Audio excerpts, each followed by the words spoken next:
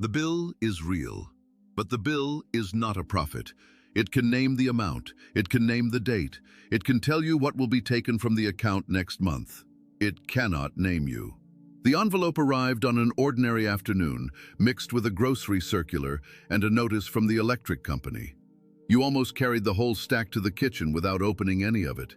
Then one line showed through the small plastic window. Important information about your prescription coverage. The word important made your hand tighten. At the table, you slid one finger beneath the seal. The paper inside was folded twice, and for several seconds the columns meant nothing. Then your eyes found the number. $48 more each month. You read it again because the mind sometimes asks the eyes to correct what they have already seen. The figure did not change. Your income would still arrive on the same 2 dates. The pharmacy would still expect payment when the prescription was ready. Something else would have to move. The notice said none of that. It did not mention groceries, gasoline, or the electric bill. It did not mention your daughter. It did not say that your independence was ending. Yet before you reached the second page, another sentence had already appeared inside you. This is how becoming a burden begins. Listen carefully. That sentence was not printed by the insurance company. Your child did not speak it. God did not place it in your spirit. Fear wrote it in the margin. Fear rarely needs to invent the number. It waits until you have accepted the amount, then slips a sentence beneath it. Because the figure is real, the frightened heart receives the added meaning without asking who wrote it. You press your thumb against the printed total. The ink does not move. The amount belongs to the page. The verdict does not. This notice may require a decision about next month. It cannot decide your place in the family or what patience, honor, and love you are worthy to receive. On the same table lies a Bible with a receipt marking a page. One paper tells you what may leave your account. The other contains words that have carried frightened people through centuries. Give us this day our daily bread. Jesus did not teach his people to deny the cost of bread. He taught them where to bring the need. The prayer does not shame the hungry person for having an empty place at the table. It turns that empty place toward the Father. Before this message ends, you will see what fear tries to add to a financial need, why asking for one form of help does not surrender your whole life, and what to do when the answer you receive is smaller than the rescue you hoped for. To understand why a debt never receives the right to name a person, we must enter a house where the creditor was coming not only for money, but for sons. A widow stood beneath a claim she could not pay. Her husband was dead. The creditor was coming. Under the law and customs of that world, her sons could be taken into service because of what the household owed. This was not a vague fear about someday becoming inconvenient. A man was approaching with a claim strong enough to tear the remaining family apart. The widow went to Elisha and cried out. Now watch the first thing the prophet did not write over her. He did not call her careless.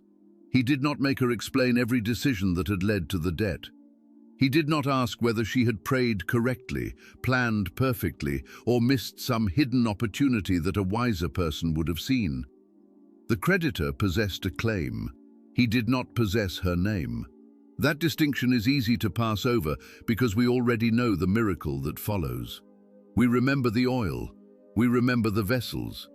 But before one drop multiplied, God protected something fear had already begun to steal.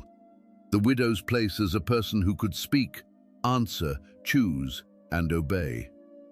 Elisha asked, "What shall I do for you? Tell me, what do you have in the house?" The question did not mean, "You should have been able to solve this alone." It brought her back into the story. Debt had entered the house, but debt had not become the only voice allowed to speak there. At first she answered, "Your servant has nothing there at all." Then came the exception, "Except a small jar of olive oil." Fear had placed the word "nothing" at the beginning of her sentence. Truth required 4 more words. There was a jar, small enough to overlook, ordinary enough to dismiss, certainly not large enough to answer the creditor standing beyond the door. Elisha told her to go to her neighbors and ask for empty vessels. Not 1 or 2. She was to gather many, bring them into the house, close the door behind herself and her sons, and begin to pour. The command must have sounded almost cruel for one brief moment. Her problem was lack, yet she was told to fill the room with emptiness. Imagine her first walk across the road. A neighbor opens the door. The widow does not deliver a speech about her husband, the creditor, or the terror of losing her sons. She asks for a vessel, one object, one bounded request. The neighbor places a clay jar into her hands. At the next house, she asks again. Another vessel comes through another doorway. Her sons carry them home, a tall jar with a narrow mouth, a cooking vessel darkened near the base, a chipped container someone no longer uses but has not thrown away. The street sees the borrowing. It does not see the miracle. When enough vessels stand inside, the widow shuts the door. Outside are the opinions she cannot control. Inside are her sons, the small jar, and a command that still looks larger than her resources. She lifts the oil. Perhaps her hand trembles before the first drop falls. The scripture does not tell us. It tells us only that she poured. The first vessel receives what should not have been enough. Oil rises inside it. Her son moves the full jar aside and brings another. She pours again. The second vessel fills, then the third.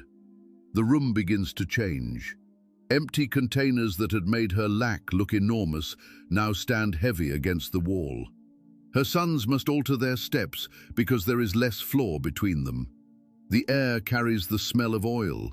Their hands grow slick near the rims. No speech interrupts the movement. Bring, pour, fill, set aside. The widow does not know the final amount while the oil is flowing. She is given enough light for the vessel in front of her. Then she reaches for another. Bring me one more, she says. Her son answers, there is not a vessel left. Only then does the oil stop. Do not miss the reversal. The room was not limited by the size of the first jar. The pouring ended when there was no emptiness left to receive. The woman who had said there was nothing in the house now stood where every wall testified against that first frightened word. She returned to the prophet. Elisha told her to sell the oil, pay the debt, and live with her sons on what remained. The creditor would be answered, and the family would keep a portion. Here is the sacred knowledge hidden inside that room. The debt was written against the household, but it never became the widow's name before God. She asked her neighbors for vessels, not for ownership of her house. Her sons carried the jars, but they did not become the source of the oil. Need became visible, yet behind the closed door, her dignity did not become public property. Scripture does not promise that every bill will disappear through the same miracle. It reveals who remains standing before God while an answer is still hidden. A person able to speak, choose, and obey without surrendering the authorship of the future. The widow asked for a vessel, nothing more, and the vessel was enough for the next act of obedience. If scripture that separates a real need from a false sentence strengthens you, subscribe to this channel and keep walking through the word with us. Now return to the envelope on your table. The amount is still $48, but the paper has already lost one power it seemed to possess when you opened it. It can no longer hide the difference between what was printed and what fear added. You pull the notice closer and read it from the beginning. Plan name, new monthly premium, effective date, telephone number. 4 facts. None of them says, call your daughter and give her control. That sentence came from a different writer.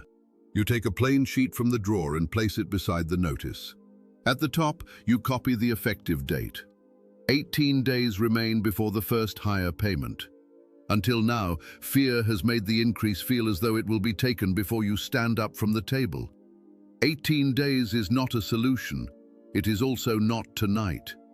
The difference is small, but your breathing changes when the problem returns to its actual size. You circle the telephone number and write one question beneath it. Is there a review or assistance option? The office closed 27 minutes ago. For a moment, that fact feels like another rejection. Then you look at the clock again. A closed office at 5:27 has not refused you. It has simply stopped answering for the day. Fear is always eager to turn timing into meaning.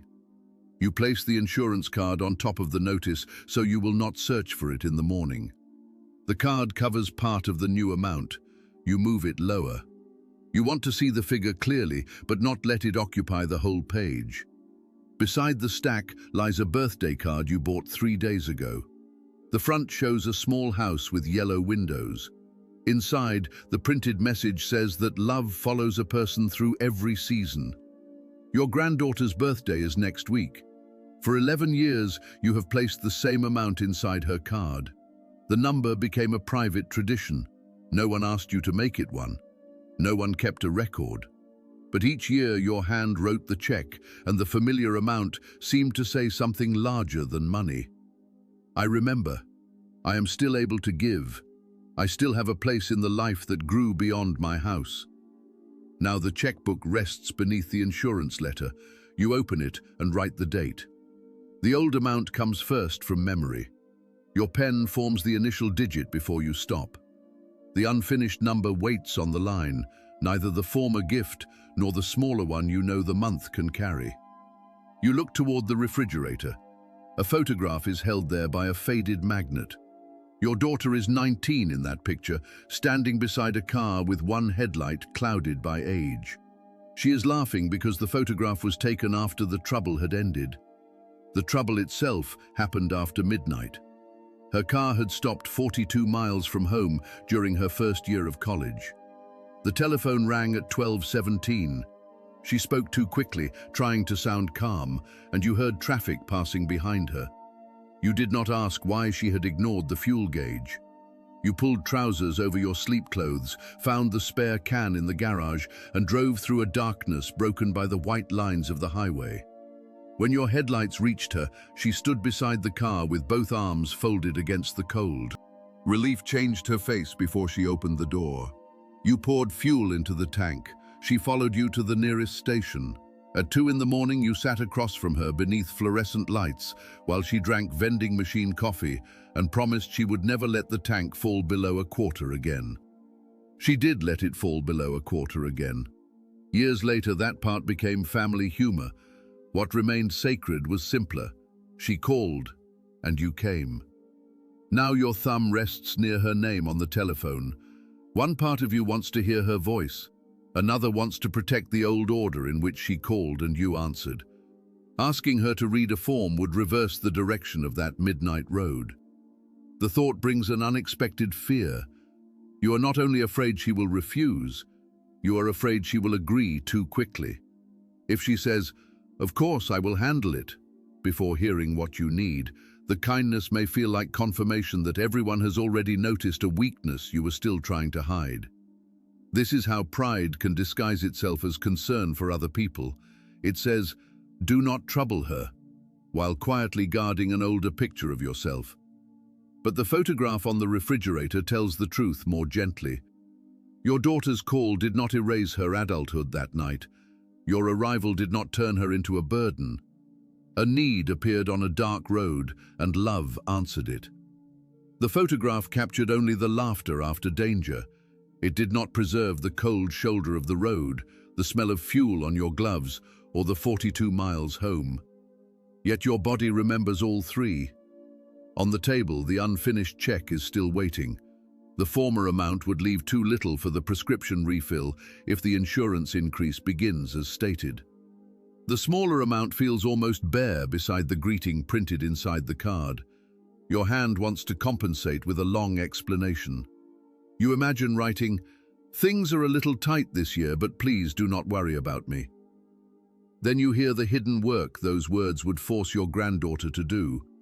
She would have to receive the gift, decode the warning, and decide whether you were secretly asking for reassurance. So you write only what belongs in a birthday card. "I love the person you are becoming. I am grateful for every year of your life." You void the first check and begin again. The dark line through the unfinished amount looks harsher than the decision deserves. You enter the smaller figure, sign your name, and slide the check behind the printed message. The envelope weighs almost nothing. On the walk to the mailbox, wind lifts one corner of the insurance notice you left near the door. You go back, place it beneath the Bible, and carry the birthday card outside. The metal door of the mailbox closes with a thin sound. No voice from heaven announces that you chose wisely. No immediate message arrives saying the amount was never the measure of your love. The street remains ordinary. Yet something has changed. For years, giving the same figure made you feel safe inside a familiar identity. Today, you gave what could be given without taking tomorrow's medicine from your own table. The smaller check did not make the love smaller. Paper can record an amount. It cannot measure the history behind the hand that wrote it. Back in the kitchen, you enter the new check in the register. The balance is still narrow, but the page is honest now. It does not pretend generosity requires self-harm, and it does not turn caution into shame. The insurance notice waits beneath the Bible. You lift the cover and find the place marked by the receipt. Give us this day our daily bread. The word day feels different when 18 days stand between you and the higher payment. Jesus does not ask one frightened evening to carry them all at once. Tomorrow has a telephone call. Tonight has a closed office, a mailed birthday card, and a question written clearly enough to ask when morning comes. That is not everything you want. It is what this hour can faithfully hold. The house grows quiet after 10. You turn off the kitchen light, but the white edge of the envelope remains visible beneath the Bible. Upstairs, the darkness removes the table without removing what was on it. The notice opens again in your mind.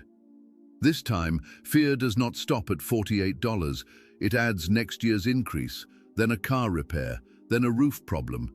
It places all three on the same imaginary date and calls the total preparation. By 11:30, the future has become crowded with papers that do not exist. One says the house must be sold. Another says your daughter has begun discussing what to do with you. A third contains no words at all, only the feeling of standing somewhere familiar while other people make decisions in lowered voices. Fear is a tireless clerk. Give it one document and it will work through the night producing copies. You turn the pillow to its cooler side. The sheet catches near your ankle. A car passes outside, sending 2 bars of light across the ceiling before the room becomes dark again. No new fact has entered the house. Still, your body reacts as if a decision has been delivered. At 12:43, you sit on the edge of the bed. The floor is cold beneath your feet. You consider opening the banking application once more, although the balance has already been checked twice. Then another absence enters the room. Your husband once understood these letters faster than you did. He kept every policy in a labeled folder and remained patient through telephone menus that made you want to hang up. You remember the sound of paper moving at the other side of the table. "Let me see it," he would say. The sentence had once been so ordinary that you did not know it would become precious. Now the chair is empty. Missing the person who helped you read the world is grief. Deciding that you will therefore be helpless before every future page is fear. They can arrive in the same moment without becoming the same truth. You go downstairs. The refrigerator hums, then stops. Under the light above the stove, the notice looks less powerful than it did in the dark bedroom. It is only paper again. 2 columns, 3 footnotes, 1 telephone number. You turn it over and write 4 words on the back. Call in the morning. Below that, you copy the question from the sheet beside it. Is there a review or assistance option? The task now has an edge. It begins with a call and ends for tonight, where the office is closed. You cover the notice with the insurance card. Before returning upstairs, you rest one hand on the Bible. You do not search for a new verse. You repeat the sentence already given. Give us this day our daily bread. Not bread for every year before 1 o'clock in the morning, not an answer from an office whose lights are dark. Bread for this day. You do not suddenly feel calm. Faith is not measured by how quickly the body stops trembling. Sometimes faith is simply refusing to let fear issue another page after the office has closed. Sleep comes in fragments. At 7:12, pale light reaches the curtains. The number has not changed. Neither has the instruction on the back. Downstairs, you toast one slice of bread and leave the second half untouched. The knife makes a dry sound against the plate. You drink the first cup of tea too quickly and the second too slowly. At 8:58, you sit at the table with the member card, the notice, a pen, and the question. The office opens at 9. You dial 1 minute early. The recorded voice tells you the office is closed. For one sharp second, the old interpretation returns. Even the first door is refusing to open. Then the clock changes. You call again. This time, the same voice welcomes you and offers 6 options. None uses the exact words printed on the notice. You listen twice, choose the one that sounds nearest, and enter the member number. The system says it did not understand. You enter it again, slower. Music begins. At first you sit upright, prepared to explain everything the moment a person answers. After 9 minutes, your shoulders lower. After 16, the tea has gone cold. At 21, the music stops. You lift the pen. A recording thanks you for your patience. The music returns. This is the moment when a practical delay can become a spiritual accusation. The mind says, "See, you cannot even complete a telephone call without help." But waiting badly does not prove living badly. You write the time at the top of the page, 9:22.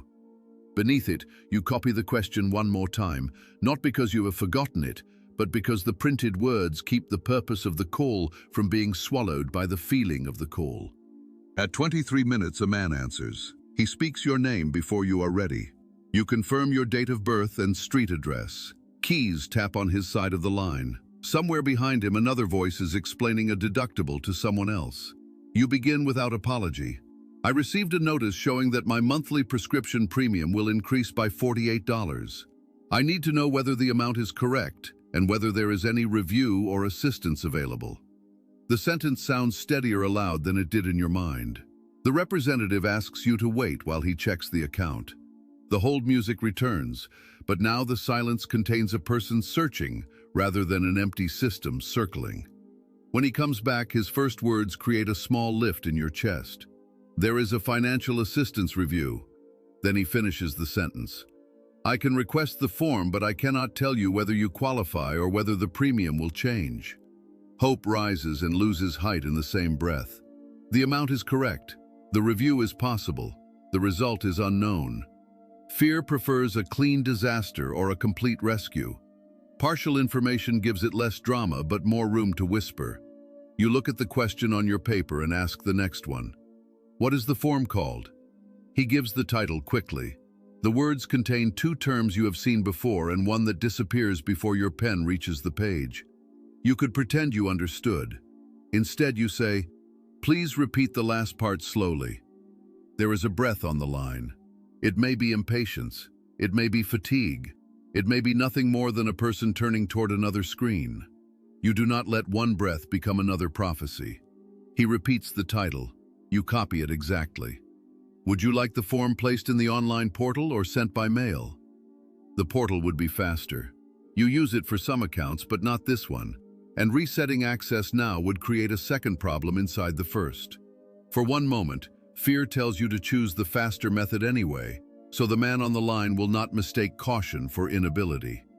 Then you look at the empty space beside the form's title. Wisdom does not turn a simple choice into a test of dignity. By mail, you say. Please confirm the address first. He reads the street and house number correctly. Then he gives a zip code ending in 6. Yours ends in 8. You turn the envelope toward the light. 8 is printed beneath your town.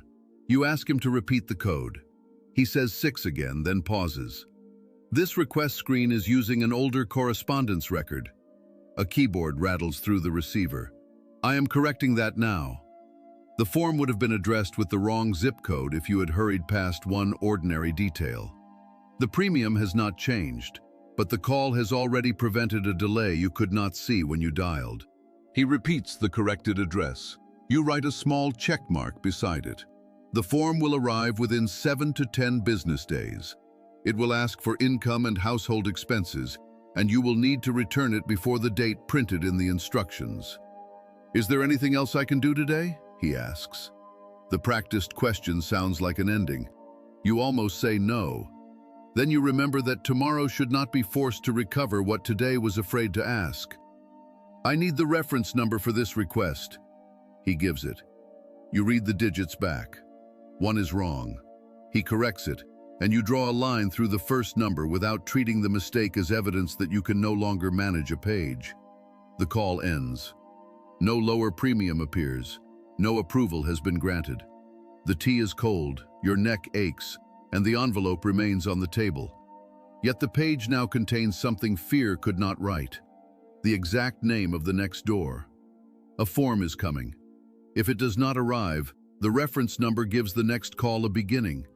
If it does arrive, you will know what the office is asking before deciding whose help may be needed. This is not the rescue you wanted at 9 o'clock. It is also not nothing. The widow did not fill every vessel by staring at the whole room. She poured into the opening in front of her. This morning, the opening was a telephone call. You made it. If that step has lifted even a little shame from your heart, support this video. It may find someone who is still afraid to open their letter.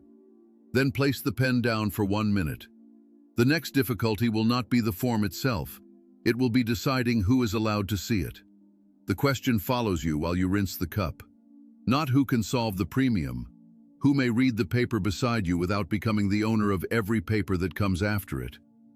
Your daughter understands forms quickly. She works with schedules, passwords, attachments, and the kind of small print that seems designed to make tired eyes surrender. 20 minutes with her could save an hour of guessing. The need is specific. Shame refuses to leave it that way. It takes a future form and builds an entire transfer of authority around it. In the story Fear begins writing, your daughter does not merely read 2 pages. She asks for access to the bank account. She questions the grocery total. She speaks to her spouse in the hallway. Soon everyone is discussing what you should be permitted to decide. None of that has happened. The form has not even arrived. Yet the imaginary conversation is already louder than the real house. You walk back to the table and notice that the Bible has opened near the end of Philippians. The thin paper bends beneath the weight of the insurance card. 2 letters are now lying before you.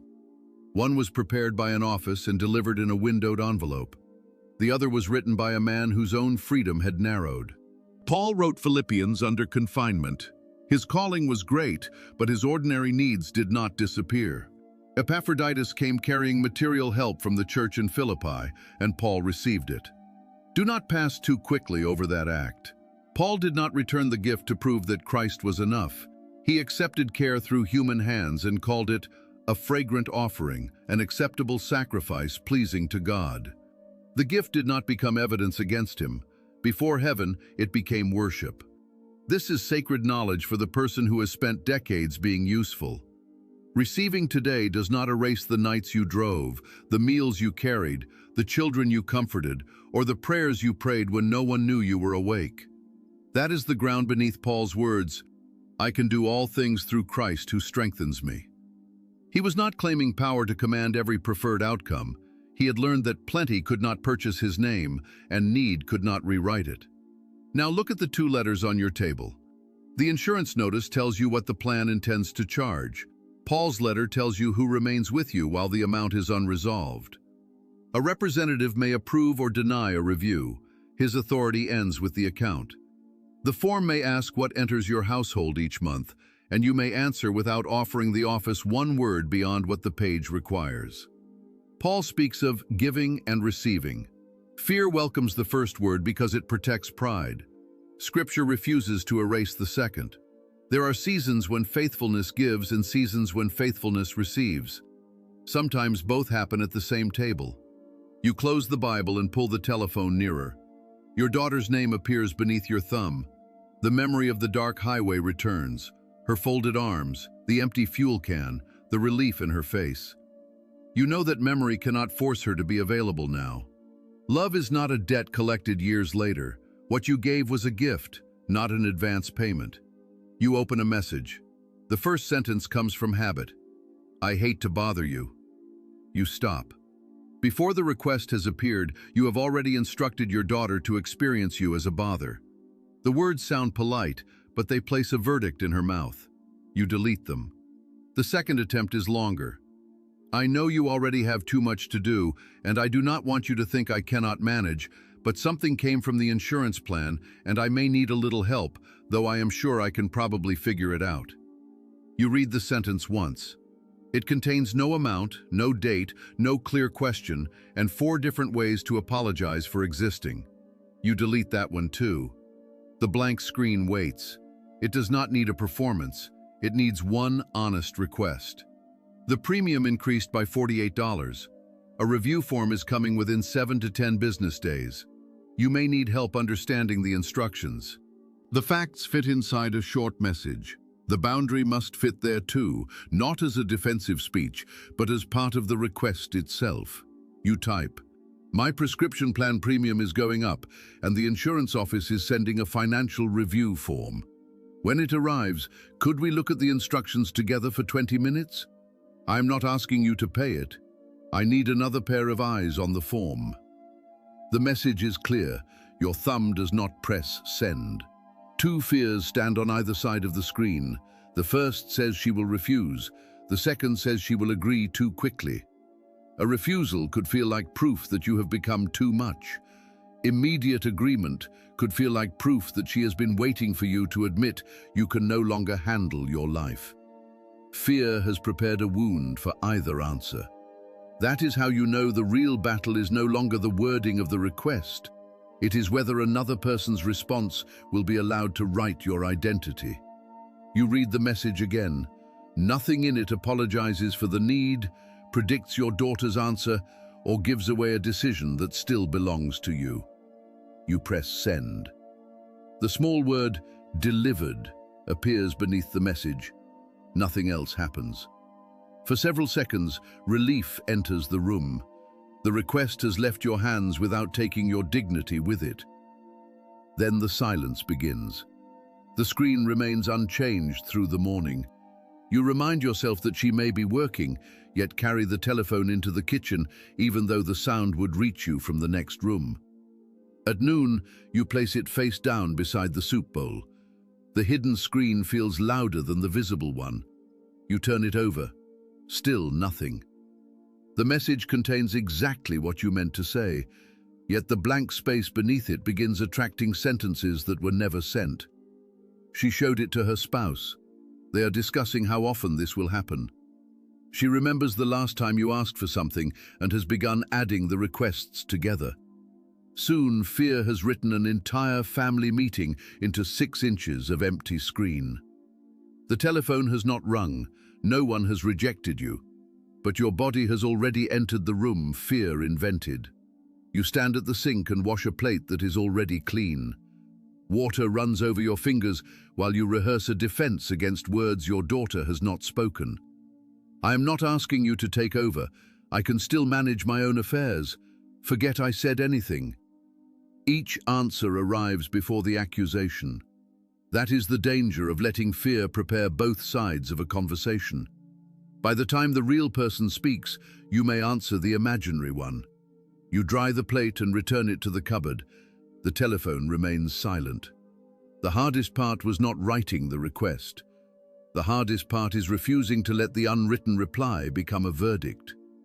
At 1:14, the screen changes. Read. The word removes one uncertainty and creates another. Your daughter has seen the request. She has not answered it.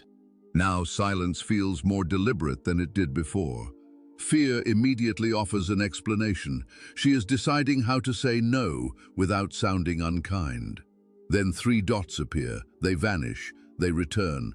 The message finally arrives. I saw this. I am between meetings. Can I call you after work? Relief comes first. She is not ignoring you. Then fear studies the wording. Why does she need to call? Why not simply write, yes, I can help?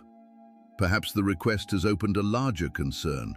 Perhaps she wants to discuss more than the form.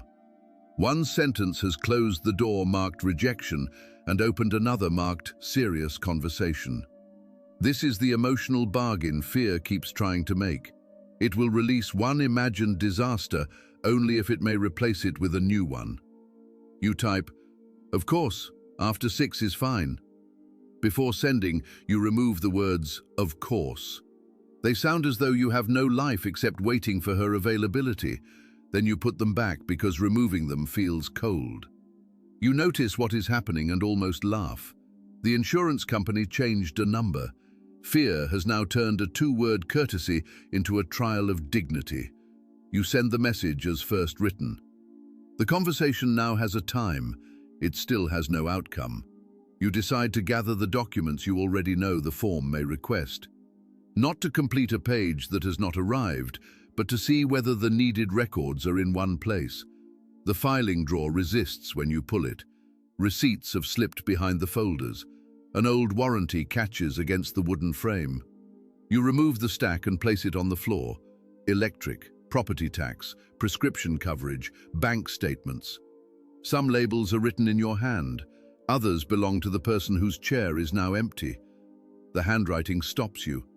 It leans slightly to the right, the final letters pressed more heavily than the first. For years you saw that hand on grocery lists, birthday calendars, envelopes and notes left near the telephone. "Call plumber before Thursday. Pick up medicine. Do not forget Anna's birthday." The words are ordinary enough to hurt. You sit back on your heels with the folder open across your knees. Inside is a prescription notice from 6 years ago. A yellow square is attached to the upper corner. On it, your husband wrote, "Asked for review, reference number on back."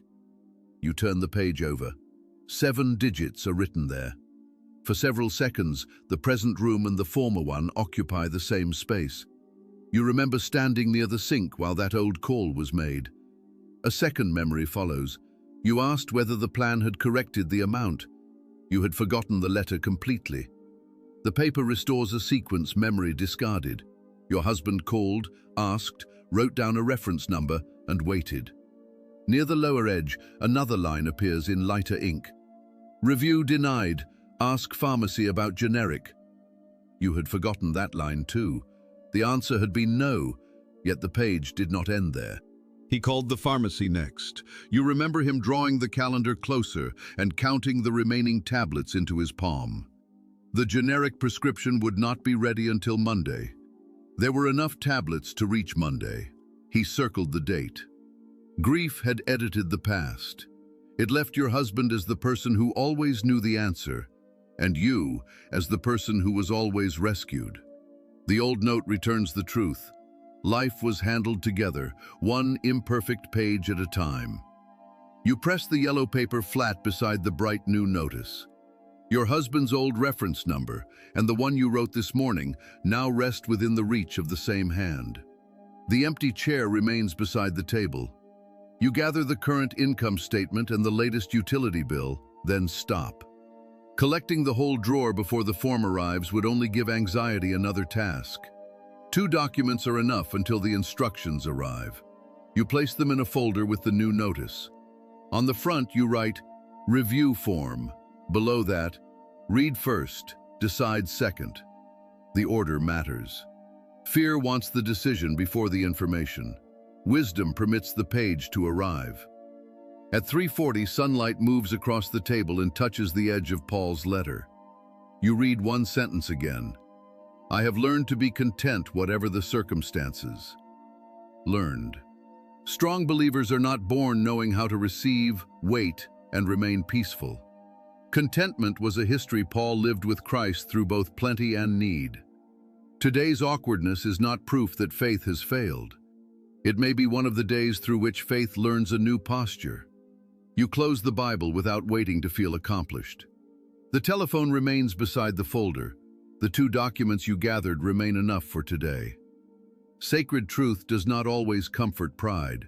Sometimes it frees us from it first. At 4:20, you hear the postal truck stop outside. The sound sends you to the window before you remember that the review form cannot possibly have arrived only hours after the request. The carrier lowers the red flag on your mailbox and drives on. For one moment, disappointment appears where no reasonable expectation existed. You go outside anyway. There is a utility advertisement, a local newspaper, and an envelope addressed in handwriting you recognize. Your granddaughter's thank you note for a gift sent weeks earlier has crossed paths with the birthday card the carrier collected from your box moments ago. You open it at the kitchen table. She has written 3 lines about the book you sent. At the bottom, the letters become smaller as she tries to fit one more sentence. You always remember what matters to me. The words arrive on the same day you reduced her birthday check. Fear had tied your place in her life to a repeated number. Her note names something else entirely. You remembered what mattered to her. The amount is not mentioned. This is not a divine promise that no one will ever notice a smaller gift. It is a correction offered by an ordinary envelope. Love has been speaking in more than one language all along. You lift the lid of the birthday card box, then stop before the note disappears among the older envelopes. For today, it belongs where you can still see it. You place it beside the insurance folder. One page says a premium will rise. The other, in uneven handwriting, says your attention reached the person you love. Neither page cancels the other, but the first is no longer the only voice on the table. At 5:38, your daughter sends another message. Meeting ran late. I will call after 6. The delay is small. Your body receives it as a postponement of judgment. You begin preparing dinner, then stop after taking one bowl from the cupboard. If the call becomes difficult, you may not want to eat. If it becomes long, the soup may cool. You hear the thought and place the bowl on the table anyway. Life is not required to wait in the hallway while fear conducts an imaginary hearing. You warm the soup and place the telephone beside the spoon. 6 o'clock passes. Of course it does. Your daughter said after 6, not at 6. Yet fear treats the first quiet minutes as broken language. You consider sending, "No need to call, we can forget the form." The sentence would look generous. It would also punish her for failing to meet an appointment she never made. You leave it unwritten. A cabinet settles somewhere in the house with a soft click. The soup releases a thin ribbon of steam. You check the volume once, fold the napkin, then unfold it. This is the moment before the real conversation, when every imagined version must be denied permission to answer first. Your daughter may be hurried. She may misunderstand. She may set a boundary. You will let her finish before deciding what it means, and you will not make her defend herself against a conversation she never had. The need has not vanished. The answer has not arrived. But the authorship of your future has been returned to its rightful place. At 6:14, the telephone rings. You answer before the second sound. Hello? Your daughter's voice arrives with wind behind it. I just got to the car. Give me a second. A door opens. Something drops against the seat. She exhales, and for one instant the sound resembles the breath of the insurance representative. Fear reaches for the same interpretation. Impatience. Then she says, farther from the telephone, I am trying to get the umbrella closed. Rain strikes the roof of her car. The breath was not about you. That small correction should bring relief. Instead, it leaves you exposed to the larger conversation. All right, she says. Tell me what happened. You look at the folder. The answer could begin with the premium, the date, and the form. But the hours of waiting have filled your mouth with another sentence. It is already in the message. Your daughter becomes quiet. I know, I read it. Then why do I have to explain it again? The question comes out sharper than you intended. Rain continues above her. In your kitchen, the soup has stopped steaming. You do not have to explain it again, she says. I wanted to hear your voice. The kindness lands in the wrong place because fear has been standing there all afternoon. My voice is fine. Another pause. I did not say it wasn't. You grip the softened corner of the insurance notice. The conversation you invented has begun borrowing your real voice. Before you can correct it, your daughter asks another question. Why didn't you tell me the premium was going up? There it is. The question sounds close enough to the accusation you rehearsed that your prepared defense rises before wisdom can stop it. Because I knew it would become one more thing you thought you had to manage. I did not say I had to manage it. You always want the password, the account number, the whole page. The rain behind her seems louder. You asked me to read a form. I know what I asked. Then why are you answering as if I asked to take over? The sentence opens the room. For several seconds, neither of you speaks. You look down at your own message. It is still visible on the screen. Could we look at the instructions together for 20 minutes? Your daughter has not changed the words. You have. You didn't ask to take over, you say. The admission is not yet an apology. It is the first true line spoken since the call began. No, she answers. I didn't.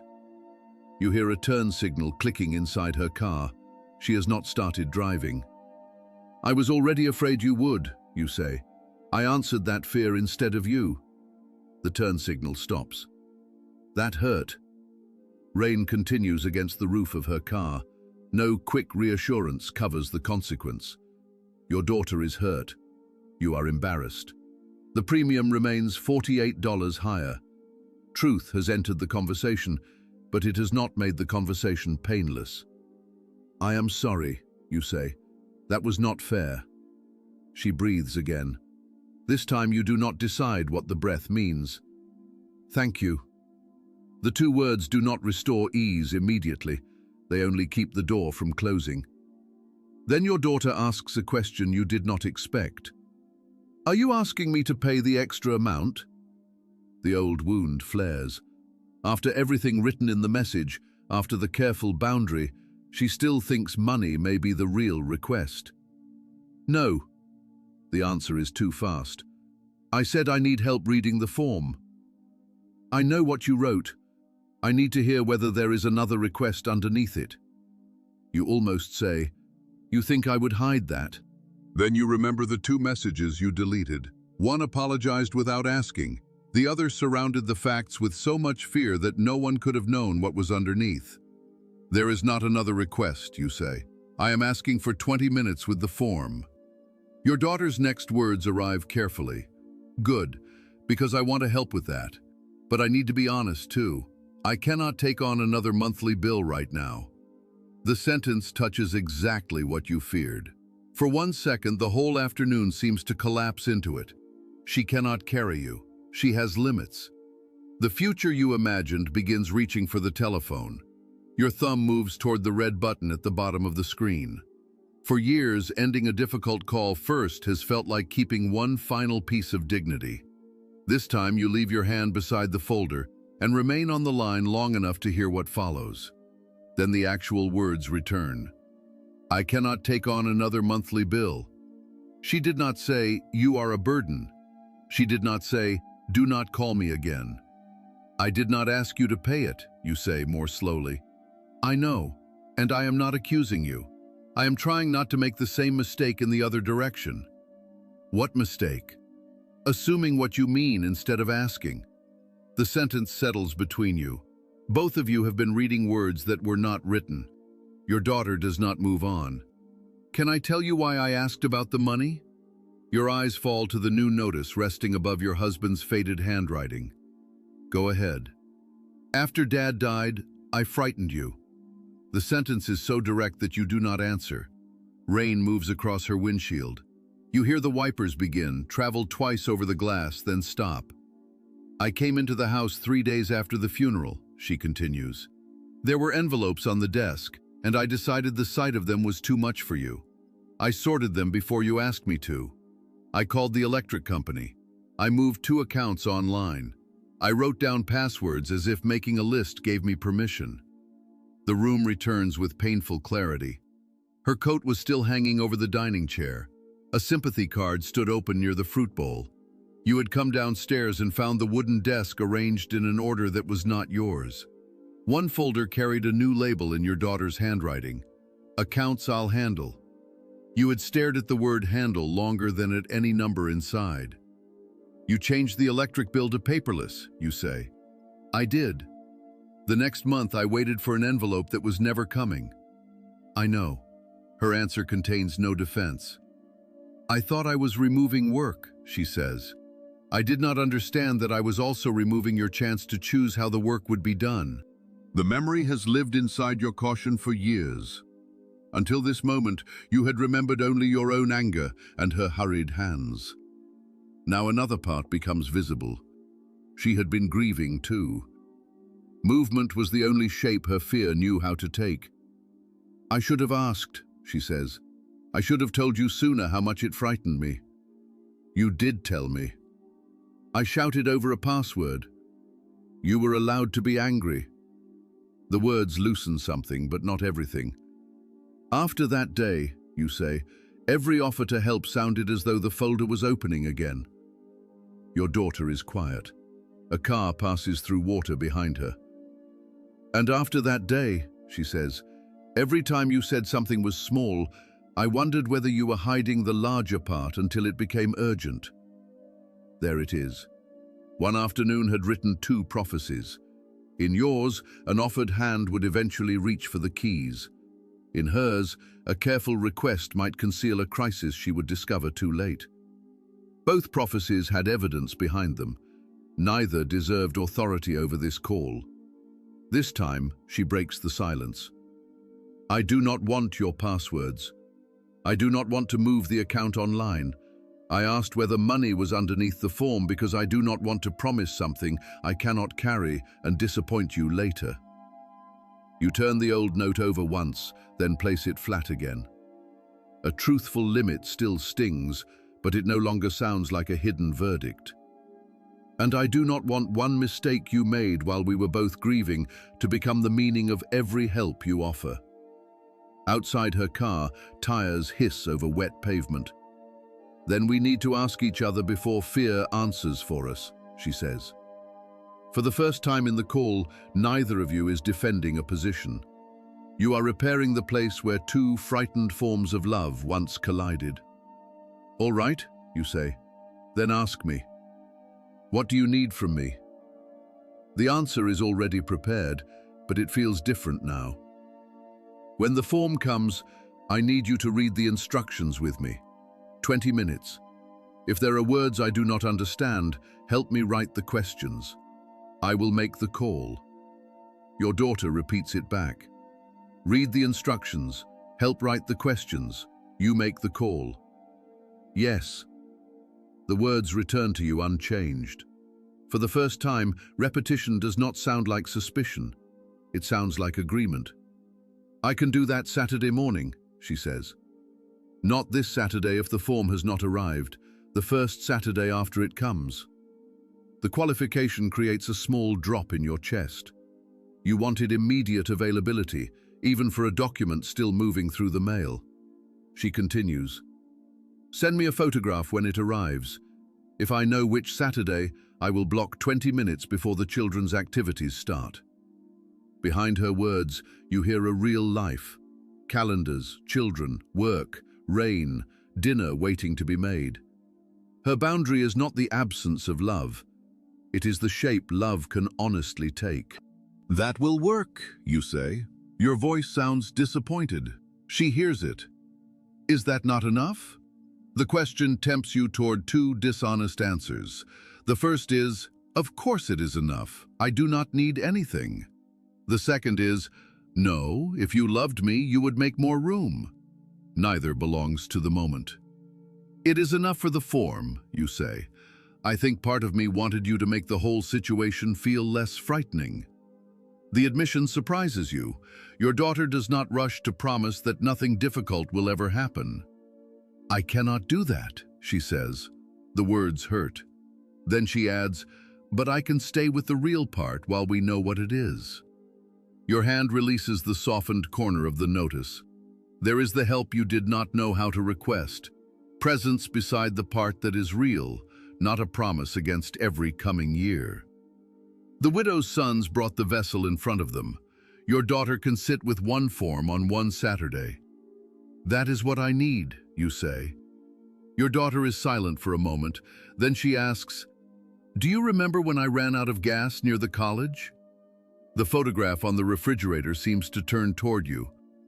I was thinking about it today. I still remember your face when you got out of the car. You were wearing your coat over your sleep clothes. Despite everything, you smile. You promised never to let the tank get that low again. I made many promises at 19. The old joke enters the call without erasing what came before it. Then her voice becomes serious. You brought enough fuel to get me to the station. You did not buy me a new car. You did not take my keys. You helped with the part that was in front of us. You had remembered the road as proof of the person you used to be. Your daughter remembered it as instruction. I did not know you thought about that night. I think about it whenever one of my children calls me from somewhere they were not supposed to be. For the first time, the memory does not stand behind you like a monument to lost usefulness. It has traveled forward. Something you gave became wisdom in another household. Your present need cannot erase that. Nor does the past require your daughter to repay the drive mile for mile. She continues, I want to help the way you helped me, but I need you to tell me where the station is. I cannot guess how far you expect me to carry the car. You rest your palm on the folder. The image has given the request a destination. The station is the instructions, you say. Then we will start there. The rain has softened. You hear the engine start. There is one more thing, your daughter says. Fear lifts its head again. What? Please tell me before something becomes an emergency. The request sounds reasonable and impossible at once. I do not always know what will become an emergency. I know. I mean, tell me the fact before you have already decided what I will think about it. You look at the 2 pages on the table. The insurance company printed a number. Fear printed a daughter who had not yet spoken. By the time the real call came, you had almost punished her for the counterfeit version. I can try, you say. That is all I am asking. The answer is modest enough to trust. Your daughter backs out of the parking space. The turn signal clicks again. I should go, she says. I have to get dinner on the table. For one instant, the old interpretation waits nearby. She is escaping. Then a child's voice rises through the car speaker. Mom, where are you? Your daughter answers away from the telephone. I am leaving now. Another child asks something you cannot understand. A car horn sounds in the distance. The ordinary disorder behind her words becomes audible. She is not fleeing you. She is going home. Go feed them, you say. We will talk when the form arrives. Send the picture first. I will. And eat your dinner. You look at the bowl. It is on the table. Good. The call could end there, but neither of you hangs up immediately. I love you, your daughter says. The words do not erase her limit. That is why you can believe them. I love you too. The line goes quiet. You set the telephone beside the folder. The review form is still somewhere between an office request and a future mailbox, and the higher premium remains scheduled. Nothing visible has been solved. Now make your declaration before God. Write these words in the comments. Lord, my need is in your hands. Not as a wish, but as an act of faith. What changed then? The real conversation has replaced the one Fear wrote. Your daughter was not tired of you. She was tired from work and wrestling with an umbrella. Her help did not become control, and her financial limit did not become rejection. This is not a perfect ending. It is a truthful one. Truth carries more peace than the sweetest promise Fear forces another person to make. You open the folder and write beneath the reference number. Form requested. Photograph when received. 20 minutes on Saturday. 3 lines. No prediction. The paper now holds the next known actions and nothing more. You close the folder. On the table, your granddaughter's note rests beside the Bible. The old insurance notice with your husband's handwriting lies beneath the new one. Paul's letter remains open to a sentence learned through plenty and need.